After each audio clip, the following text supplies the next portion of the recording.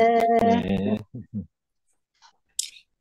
하나님이 우리를 구원해가는 생명의 그 과정 중에서 오늘은 로마서 8장 39절에 있는 제목으로 말씀드리겠습니다. 거기 보면은 그 무엇도 우리를 하나님의 사랑에서 끊을 수 없습니다. 이런 말이 나오는데 어, 하나님이 우리를 아시고 우리를 택하셨기 때문에 우리에게 뜻을 두시고 부르셔서 결국은 우리라는 인격을 영화롭게 해가는 과정 중에서 우리는 구원을 얻어가지만은 하나님은 모든 것이 우리를 돕도록 합력해서 선을 이루도록 해가신다는 것을 느끼고 그런 과정 중에서 하나님이 정말 우리를 사랑하시는구나 하는 그 말을 하고 있는 것이거든요. 여기 본문을 올려놓은 것이 있는데 8장 31절에서부터 8장 39절까지입니다. 그렇다면 이 일에 대해서 우리가 무엇이라고 말할 수 있겠습니까? 하나님이 우리 편이시면 누가 우리를 대적하겠습니까? 당신의 아들을 아끼지 않으시고 우리 모두를 위하여 내주신 분이 어찌 그 아들과 함께 모든 것을 우리에게 선물로 거저 주시지 않으시겠습니까? 하나님께서 택하신 사람들을 누가 감히 고소하겠습니까? 우리를 의롭다 하신 그 주님은 하나님이신데 누가 감히 우리를 정죄하겠습니까? 그리스도 예수는 죽으셨을 뿐만 아니라 오히려 다시 살아나셔서 하나님 오른편에 계시고 우리를 위해서 대신 간구하여 주십니다. 누가 우리를 그리스도의 사랑에서 끊을 수 있습니까? 환난입니까? 공고입니까? 핍박입니까? 굶주림입니까? 헐벗음입니까? 위협입니까? 또는 칼입니까? 성경에 기록되어 있는 대로 우리는 종일 주님을 위하여 죽임을 당합니다. 그러나 그리고 또 우리는 도살당할 양처럼 역임을 받았습니다. 그렇게 말한 것과 같습니다. 그러나 우리는 이 모든 일에 우리를 사랑하여 주신 그분을 힘입어서 그 모든 일에 대해서 이기고도 남습니다. 나는 확신합니다. 죽음도 삶도 천사들도 권세자들도 현재 일도 장래 일도 능력도 높음도 기품도 그 밖에 어떤 피조물도 우리를 주 예수 그리스도 안에 있는 하나님의 사랑에서 끊을 수 없습니다. 이렇게 이제 1장서부터 39절까지 바울이 얘기를 하고 있거든요. 그 당시 이제 그 바울이 속해 있는 그 교회에 또 많은 교회들이 있는데 핍박이 심했어요.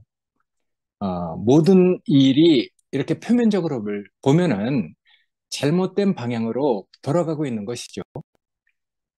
교회를 핍박하고 있는 대적들이 세력을 얻고, 교회를 조롱하고, 그리고 또 수치가 그 약속의 자녀들에게 덮어오는 것이거든요. 그러니까, 그런 사태는 그, 그 당시에 그 교회, 구성원들이 예수를 그 믿고 따르는 그런 사람들이 잘못했기 때문에 그런 고난을 받는 게 아닙니다. 불순종을 했다거나 우상을 숭배했다거나 아니면 하나님께 대한 그 거역을 했다거나 아니면 하나님이 우리에게 주신 언약을 깨트린 죄 가운데로 빠졌다거나 하는 그런 문제하고는 전혀 상관없는 고난을 받는 것이거든요. 우리가 구약 성경을 보면은 다 하나님께 거역을 하잖아요. 우상을 섬기고. 그러니까 고난을 받을 만한 이유가 있어서 고난을 받는 것이죠. 근데 여기는 지금 이렇게 예수를 따르는 사람들은 이유 없이 고난을 받는단 말이에요. 뭐 불순종을 했습니까? 하나님이 주신 그 언약을 깨트린 죄를 범했습니까? 아니면 우상 숭배를 했습니까? 아니면 세상을 좋아했습니까?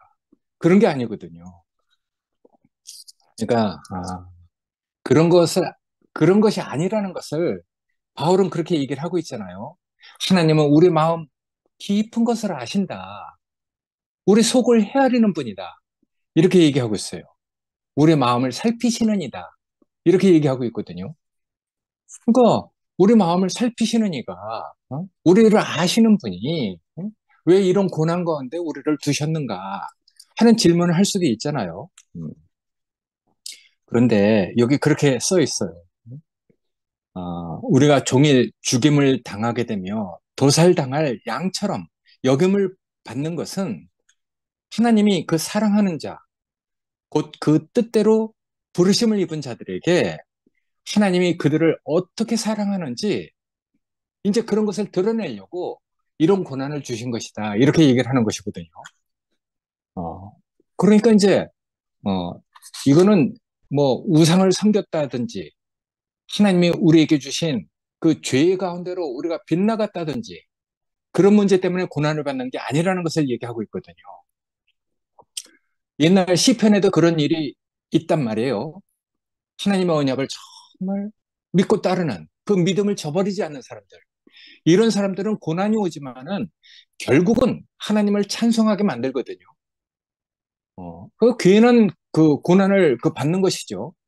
그렇지만 하나님이 우리를 아시기 때문에 그 믿음을 저버리지 않는 사람들에게는 그 고난이 오히려 모든 것이 이렇게 회복이 돼서 복이 된다는 것을 시편에서도 얘기하고 구약 많은 곳에서 그런 것을 얘기하고 있는 것이거든요. 그래서 이 시편의 그 바탕이라는 것은 그리고 또 그 결론은 그렇게 얘기를 해요.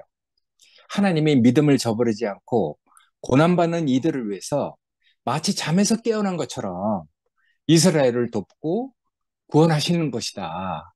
이렇게 얘기하는 것이거든요. 그래서 이제 하나님은 자기가 약속한 그 언약을 신실하게 지키려고 이제 행동으로 이들을 돕는다는 것을 바울은 얘기하고 있거든요. 음. 그러니까 하나님이 이제 그 때가 되신 것이죠. 심판을 받을 만한 죄가 드러나야지 그걸 심판해도 누구도 말을 못 하잖아요. 소돔과 고모라 성이 의인이 없었어요.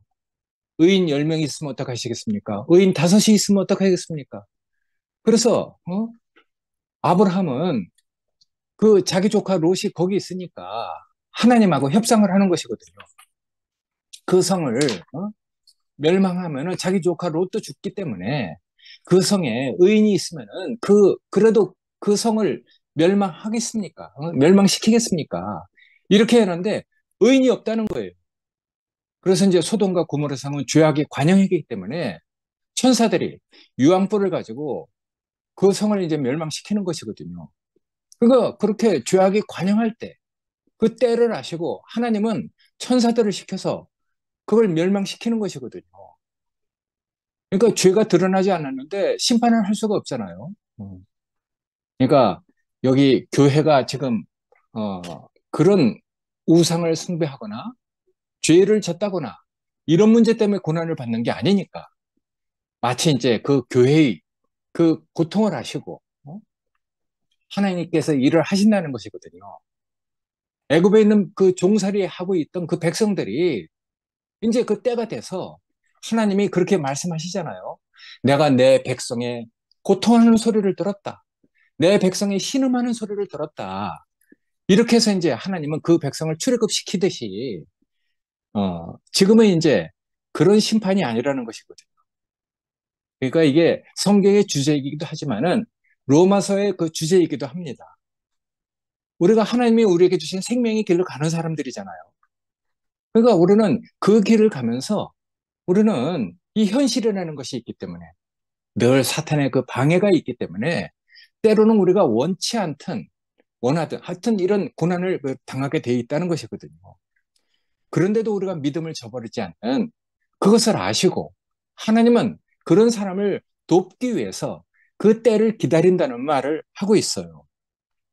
그래서 요 로마에 있는 그 형제들이나 그 바울이 다니는 그 교회 형제들도 그런 하나님의 언약을 신실하게 지키고 예수 그리스도가 죽고 부활한 그 믿음을 자기 운명으로 받아들여서 따르는 형제들이 된 것이거든요. 그래서 하나님 언약에 대한 그 간절한 희망과 믿음을 지켰죠. 그런 것이 이제 하나님의 약속을 저버리지 않았다. 믿음을 지켰다. 그래서 그 고난을, 그 정말 고난을 통해서 하나님이 우리를 더 강건하게 하실 것이라는 그런 바탕이 로마서의 바탕이거든요. 그러니까 이 사람들은 다 은혜의 빚진 자예요. 어? 우리가 성경 찬송 많이 불렀잖아요. 나 같은 죄인 살리신 그 은혜 놀라와, 잃었던 생명을 다시 찾았다. 이런 찬송가 우리가 많이 불렀단 말이에요. 그러니까 우리가 정말 주님을 만나서 생명을 얻으면은 우리는 다 빚진 자잖아요. 우리가 구원 얻을 자격이 있는 사람이 어떻겠습니까? 구원 얻을 만한 어떤 그런 조건을 가진 사람이 어떻겠어요? 우리는 다 정말 죄 아래로 팔려가서 구원을 얻을 만한 자격이나 조건이 없던 사람이에요. 오히려 죄 많은 곳에 은혜가 넘쳤다. 이렇게 한 것처럼 우리는 하나님의 때에 대해서는 정말 외인이고, 어? 정말 그 언약에 대해서는 바깥에 있는 사람이고 그랬던 사람들이잖아요. 근데 하나님이 그 갈릴리 변방에 있는 그 정말 어둠에 그 있는 그 백성들에게 빛으로 찾아오셨다는 것이거든요. 그러니까 우리는 하나님께서 예수를 죽은 자 가운데서 다시 살리셨을 때 하나님이 그 구속의 사역을 완성시킨 그런 것을 우리 운명으로 받아들여서 우리가 주님을 따르는 사람들로 이렇게 있는 것이잖아요. 그런 믿음을 가진 사람들에게 하나님이 응답을 하시는 것이죠. 그래서 하나님은 그 언약과 약속을 따른 그런 사람들을 자기 자녀로 삼아 주신다고 그랬잖아요. 그 요한복음에도 그렇게 얘기를 하고 있어요. 예수 그리스도 누구든지 그 사람을 믿는 자들에게는 하나님의 자녀가 되는 권세를 주셨다고 했잖아요. 그거 우리에게 하나님의 구속의 사역이 비춰졌다는 것.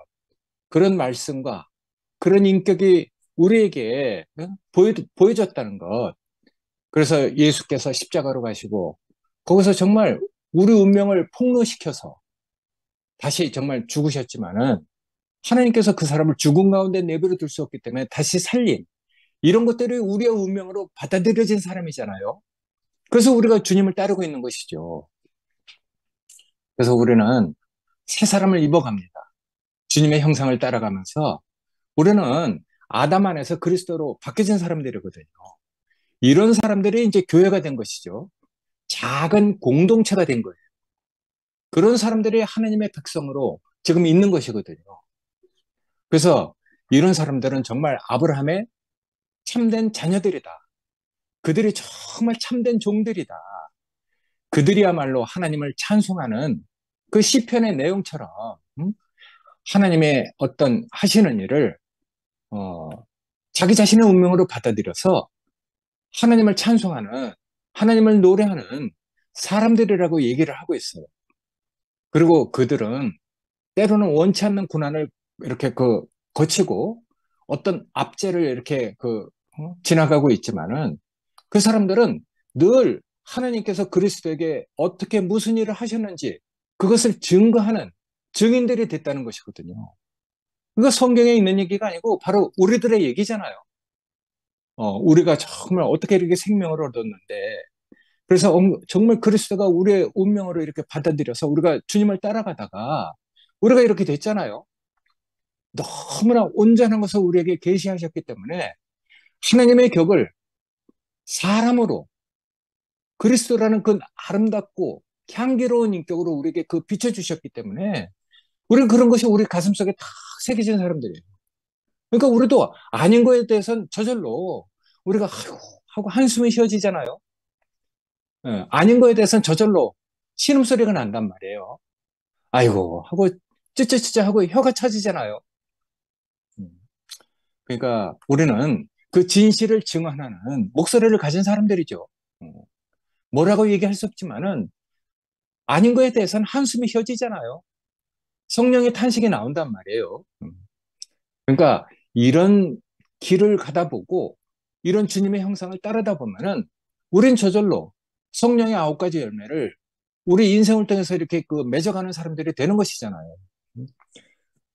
오늘도 뭐 다시 그 돌이켜서 얘기하겠지만은 수진 누님 추모식 때 정말 아름답고 향기로운 인격이 우리 앞에 이렇게 탁 비춰졌으니까 우리가 정말 그 정말 너무 안타깝잖아요. 그리고 우리는 정말 너무나 온전한 인격을 본 사람들이란 말이에요. 그러니까 그런 인격을 본 사람들은 무언가 아닌 거에 대해서는 그 따를 수 없는 마음을 갖게 되는 거예요.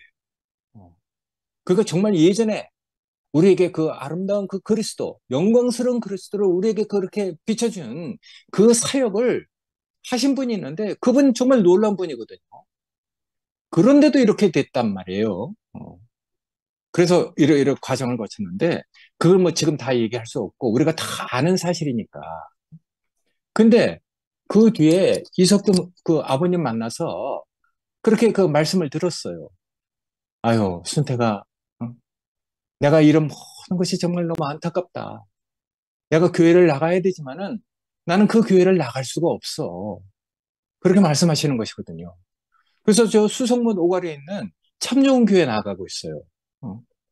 그러니까 안타깝다는 거라. 근데 자기는 그 교회를 나갈 수 없다는 거예요. 그러니까 뭐 그분들의 그 어떤 인식이 그분들이 이렇게 바라보고 있는 것이 난 정말 그 너무 온전하다고 평생을 그렇게 주님을 따르는 신앙을 그 가져왔던 분이잖아요. 신앙생활을 그렇게 바르게 해오셨던 분이죠. 어, 세훈이 아버님도 그렇고 어머님도 그렇고.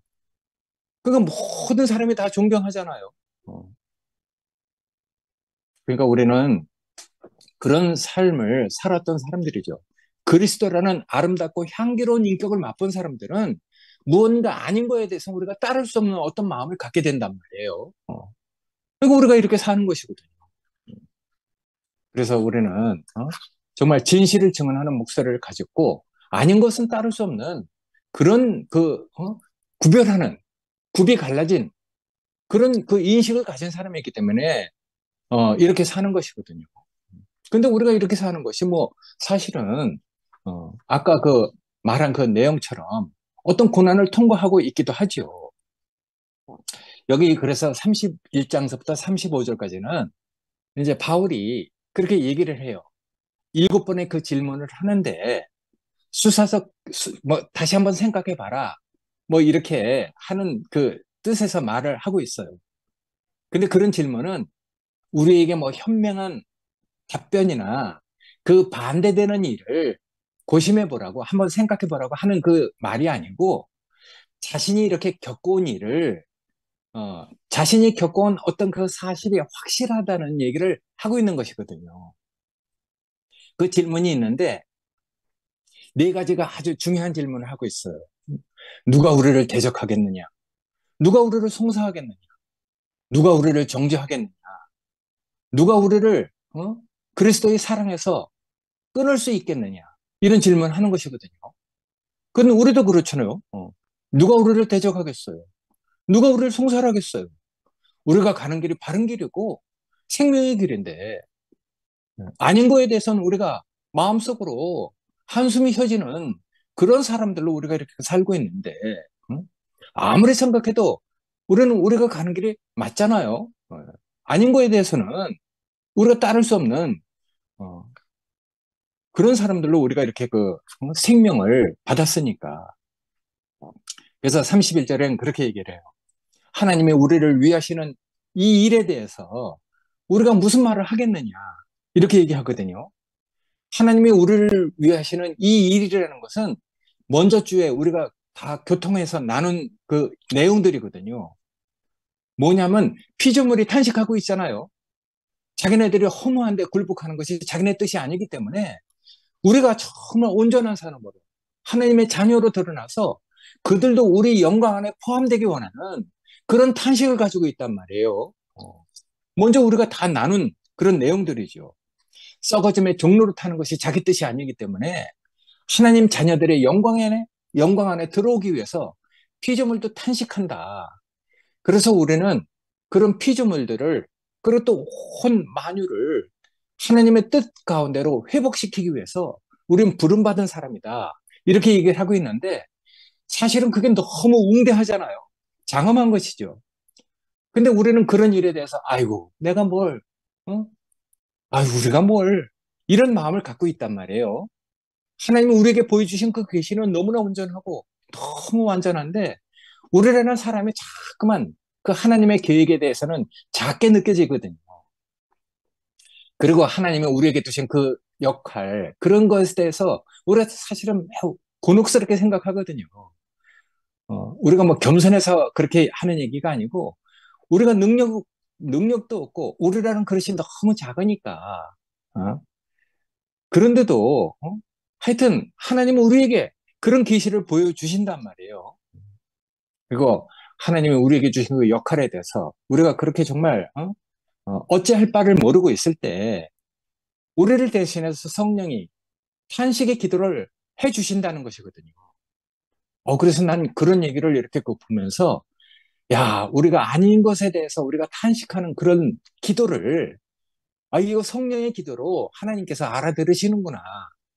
우리가 어떤 거에 대해서 아니고, 어떤 거에 대해서 우리가 정말, 한숨을 내쉬고, 어떤 거에 대해서 내가 정말 안타깝게 신음소리를 내잖아요. 근데 그런 것들을 하나님께서는 기도로 다 받으신다는 것이거든요.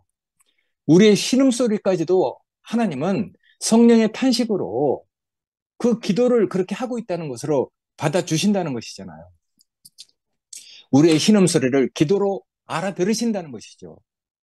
그러니까 우리를 사랑하기 위해서 하나님은 그 모든 것이 합력해서 선을 이루도록 그래서 하나님의 사자도 보내고 무엇도 보내서 천사들도 보내서 우리를 돕겠다고 하시는 것이거든요. 여기 보면은 그 뜻대로 부르셔서 마음을 살피시고 모든 것이 다 합력해서 선을 이루어가도록 우리를 영화롭게 했다는 것이거든요. 미리 아신 자들을 정하시고 정하신 자들을 부르시고 부르신 그들을 의롭다 하시고 의롭다 하신 그 사람을 이미 영화롭게 했다는 거예요. 야, 그러니까 그리스도 안에서 우리가 이미 영화로운 사람들이구나. 어, 어. 그런 것들이 하나님이 우리에게 주신 계시죠. 근데 현실이 있잖아요. 현실이. 이 세상도 있고 아직도 다 온전하지 않은 그 세상이 있으니까 지금 우리가 부족한 것이 없지만은 그렇지만 아직도 하나님 안에 있는 그 미래가 우리한테 와야 된단 말이에요. 그러니까 우리는 기도를 하는 것이죠. 어떻게 우리가 감당할 수 없는 우리가 어찌할 바를 모르는 그런 일에 대해서는 우리를 대신해서 성령이 탄식의 기도를 해주신다는 것이거든요. 그래서 우리 신음소리까지도 하나님은 그걸 기도로 알아들으신다는 거죠. 그래서 나는 먼저 이수준 내님이 편지를 썼잖아요. 경인자매한테. 경인자매가 그렇게 한숨을 쉬고 신음소리를 내는 것을 갖다가 이수진 누님은 하나님은 어? 그렇게 고통 중에 있을 때 나를 떠나셨나? 잠자고 계시는가? 이렇게 그 생각할 수 있지만은 우리가 그렇게 고통 중에 있을 때 하나님은 늘 옆에 계셔서 우리를 돕고 계신다는 그런 편지를 경인자매가 눈물을 흘리면서 읽고 있대요. 그러니까 하나님 우리를 떠나지 않아요. 우리가 느껴지지 않아서 그렇지 하나님은 늘 우리 옆에 계시는 것이거든요. 역사적으로 인류가 가장 어두웠을 때 어? 하나님이 오죽하면 그 아들까지 보내서 우리를 구원하시려고 했을 때도 이 어두운 세상은 그 메시아를 죽여버리잖아요. 그때가 인류에 있어서 가장 어두운 때예요. 하나님의 말씀이 300년 동안 끊긴 정말 그 가장 어두운 때거든요. 그럴 때도 하나님은 우리를 위해서 아들을 보내셨다는 거예요. 그러니까 그런 걸 생각하면은 늘 하나님은 멀리 계시는 것이 아니고 주무시는 것도 아니고 어디론가 떠나셔서 아직 안 돌아신 분도 아니죠. 늘 우리 옆에 계신다는 것이거든요. 그래서 우리가 연약하지만은 우리의 그 모든 마음을 살피시고 우리의 신음소리까지 당신을 향한 기도로 이렇게 알아들으신다는 것이니까 이렇게 하나님은 우리를 사랑하시고 위하시는데 누가 우리를 대적하겠느냐 그런 말을 하는 것이거든요. 바울이 이런 편지를 쓸 때 뭐 편안하게 의지에 앉아서 세상을 자기 발 아래 두고 관념적으로 이런 편지를 쓰는 게 아니에요. 어, 바울은 그때 정말 많은 어려움 속에 있던 사람이잖아요. 구약의 성경, 어? 유대인들의 어떤 그 전통을 지키고 율법을 지키려고 했던 사람들이 바울을 계속해서 위협하고 따라다니고 죽이려고 했던 상황 가운데 있었단 말이에요. 그리고 또 바울은 지방교회에서 예루살렘 교회가 아주 가난하고 정말 어려우니까 지방교회에서 이렇게 그 모은 헌금을 예루살렘 그 교회에다 갖다 주려고 하는 그런 임무를 지금 띄고 있는 사람이거든요. 음. 그리고 또 다른 힘들고 위험한 임무가 또 한 번 남아 있어요. 그럼 바울이 저 스페인까지 가서 이 복음을 전하고 싶은 그런 갈망을 가지고 있는 사람이거든요. 그래서 이제 로마를 거쳐서 스페인까지 가려고 미리 여기서 이제 그 편지를 쓰고 있단 말이에요.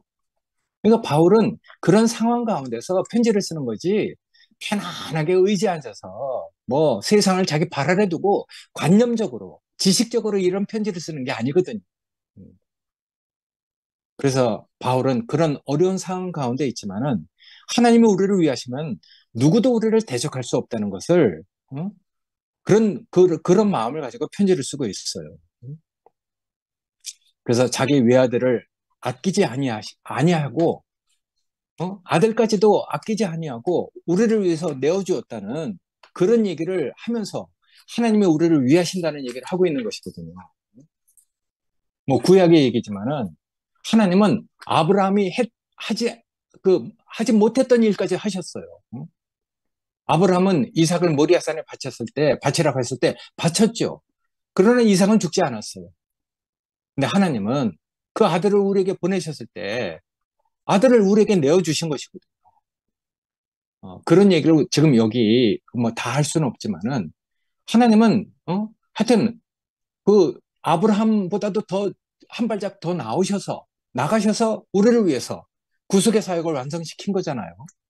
내가 이렇게 함축적으로 얘기해도 우리가 다 그런 경험이 있고 그런 말을 알아들을 수 있는 인식이 있기 때문에 이 말을 뭐 깊게 설명하지 않겠습니다만은 어쨌든 하나님께서는 가장 어두울 때 가장 어려운 일을 해결하셨단 말이에요.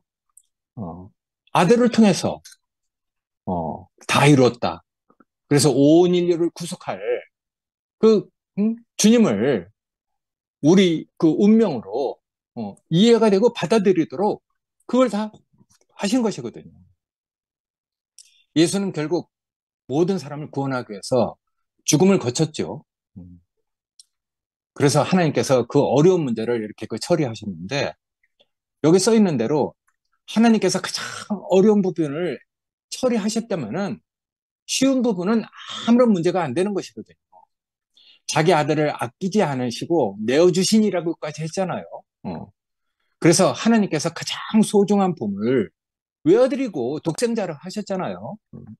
그 보물을 우리를 위해서 내어주셨다면은 그 모든 것은 우리에게 거저주지 않겠느냐 이런 말을 하는 것이거든요. 가장 귀중한 것을 줬는데 그 외의 것은 뭐 덤으로 더 주겠죠. 거저 주겠죠. 그러니까 하나님께서 그 아들을 우리에게 주신 그래서 아들도 다 이뤘다 하고 이렇게 돌아가신 구속 사역이 완성이 됐단 말이에요. 그래서 그 구속 사역이 완성됐기 때문에 우리가 이렇게 구원 얻은 사람들이 됐잖아요. 그래서 하나님께서 그 가장 어려운 일을 처리하셨기 때문에 나머지 일은 정말 다 쉽게 모든 것이 다 우리 손에 이렇게 그 붙이시도록 우리에게 그 다 속해서 그 모든 것들이 다 처리되도록 일을 하셨다는 것이거든요. 그래서 하나님은 그런 일을 하셨기 때문에 그 외의 그 모든 것들도 우리에게 거저 주신다. 이런 말을 하시는 것이거든요. 그래서 누가 우리를 대적하겠느냐. 그래서 부정적인 측면을 얘기하지 않고 항상 긍정적인 측면을 얘기하고 있어요. 그 아들과 함께 모든 것을 우리에게 주실 것이다. 그런 의미는 이런 최종적인 축복의 의미를 얘기하고 있는 것이거든요. 그러니까 메시아에게 속한 사람들은 메시아에게서 일어난 그 모든 일들이 메시아를 따르는 사람에게도 일어나는 것이거든요. 예수에게 일어나는 일들이 우리에게도 일어나는 것이죠. 예수가 세상을 이기면은 우리도 세상을 이기는 것이거든요. 그러니까 이제 우리가 예수를 대신하기 위해서 우리가 이렇게 그 불려진 것이거든요. 그래서 만물이 너희 것이다. 너희가 온 세상을 지배할 것이다. 뭘로 지배하는가? 하나님의 격을 가지고 그 인격을 가지고 지배할 것이라는 얘기를 하고 있는 것이거든요. 그러니까 그런 길을 가는 너희 앞에 어떤 권세, 그 천사나 세상이나 어떤 것도 너희를 막을 수 없다. 그렇게 얘기하고 있는 것이거든요. 그러니까 향기롭고 아름다운 인격이 주님을 따르게 되면은 그건 누구도 막을 수 없습니다. 그래서 여기는 세상과 공중 권세 잡은 자들까지도 우리를 송사할 수 없다. 우리를 정죄할 수 없다. 이렇게 얘기하고 있거든요. 그러니까 하나님의 격을 소유한 예수 그리스도가 너무 아름다운 인격으로 우리 앞에 사셨잖아요. 그건 2000년 전의 일이니까 모른다 할지라도 얼마 전에 이수진 누님을 보세요. 모든 사람이 다 정말 존경하고 아까워하잖아요. 그러니까 그런 격을 가지고 만유를 통일하려고 하는 것이 하나님이 우리에게 두신 뜻이거든요. 그러니까 우리가 아무것도 없는 자 같으나 사실은 모든 것을 가진 자로다. 이렇게 이제 고린도 후서에서는 얘기를 하고 있어요. 그래서 하나님의 그 택하신 자들을 하나님은 의롭다 하셨다. 이렇게 얘기하시는 것이거든요. 그러니까 우리를 의롭다고 하신 분은 하나님이시다. 이런 얘기를 하는 것이거든요. 그런 것이 이제 현재 우리의 그 신분이죠. 아, 우리가 의롭게 된 사람이구나. 우리가 영화롭게 된 사람이구나. 그게 우리의 현재의 신분이란 말이에요. 그러니까 우리가 우리 자신을 너무 뭐 과소평가할 필요가 없는 것 같아요. 우리가 하나님의 자녀가 됐잖아요. 그게 현재 우리의 그 신분을 얘기하고 있어요. 누가 우리를 송사하고 누가 우리를 고발하겠다고 나서면은 우리를 의롭다고 하신 분은 하나님이시다. 이런 사실을 이런 사실에 그 직면해야 된다 하고 바울은 얘기하고 있거든요. 누가 정죄를 하겠느냐? 누가 우리를 대적하겠느냐? 그래서 죽으실 뿐만 아니라 다시 살아나시는 이는 예수 그리스도라고 얘기를 하고 있어요. 그러니까 예수님이 와서 죄의 형상을 가지고 오셨기 때문에 죽었잖아요. 그러니까 단순해요. 죄의 형상을 가지고 오셨기 때문에 죽은 거예요. 죄가 없으시지만은 할 수 없이 그 죄인의 그 모양을 가지고 오셨기 때문에 그걸 처리하려고 죄를 처리하려고 죽으셨다는 것이거든요. 그러니까 메시아의 그 죽음은 죄에 내려진 유죄 판결이죠. 그러나 그분이 죽은 가운데 내버려 질 수가 없잖아요. 그래서 하나님은 그 사람을 다시 살려냈어요. 그 사람을 다시 살려낸다 하도 누구도 송사할 수 없는 것이거든요. 왜 그 사람을 살려내느냐? 이렇게 따질 수가 없단 말이에요. 그 사람은 혼전하게 하나님께 순종했기 때문에. 그래서 하나님은 그 사람을 죽은 가운데 내버려 둘 수 없기 때문에 다시 살려내셨다는 것이거든요. 그래서 예수를 다시 살려냈을 때 아무도 송사하는 자가 없었대요. 그만큼 다시 살아나실 만한 자격이 있으신 분이거든요. 그건 우리도 그렇죠. 우리가 정말 주님을 따라서 우리의 그 옛 허물이 다 죽은 자로 그리고 내가 이렇게 정말 아담 안에서 잘못 살았구나 하는 것을 우리가 다 정말 그 인정하고 받아들이는 것만큼 우리가 다른 사람으로 살잖아요. 그러니까 우리가 그걸 받아들이고 내가 그걸 다 시인하는데 누가 정죄를 하겠어요? 내가 아담이었었다. 내가 이런 사람이니까 내가 이렇게 살았던 그 어떤 것은 내가 다 이렇게 받고 살아왔잖아요. 그러니까 우리가 다 그런 것을 받아들였기 때문에 인정했기 때문에 하나님께서 우리 속 사람을 거듭나게 한 것이잖아요. 우리 속 사람을 거듭나게 한 것에 대해서는 누구도 송사할 수 없는 것이죠. 우리가 그걸 다 시인하고 받아들인 사람이기 때문에. 그러니까 누가 정죄하겠느냐? 죽으실 뿐만 아니라 다시 살아나신 이는 예수 그리스도니라고 말하고 있는데 하여튼 그런 것이 우리 안에도 경험되어져 있으니까 그러니까 우리가 살아났으니까 그리스도 안에 있는 하나님의 사랑에서 끊을 자가 없다. 응? 우리를 다시 살려내신 그 일에 대해서 누구도 송수할 수 없는 것이거든요. 그래서 바울은 하나님의 사랑에서 끊으려고 작정하고 덤비는 잠재적인 대적들을 쭉 얘기를 하고 있어요. 그 방대한 목록들을 다 열거하는 것이거든요. 여기 보면은 환란이나 공고나 핍박이나 기근이나 적신이나 위험이나 칼이나 하여튼 이런 것들을 바울은 다 사실은 몸소 자기가 겪어왔던 일이거든요. 핍박도 겪었고 공고도 겪었고 기근도 겪었고 적신도 겪었고 위험도 다 겪은 사람이거든요. 생각으로 말하는 사람이 아니에요. 그래서 바울은 여기 그렇게 자기가 몸소 겪었던 그 고난을 이렇게 쭉 얘기하고 있어요. 고린도 후서 11장 23절에 있는 그 내용들을 내가 이렇게 딱 적어놨는데, 시간 있으면 한번 그걸 우리가 읽어보면 참 좋겠어요. 응?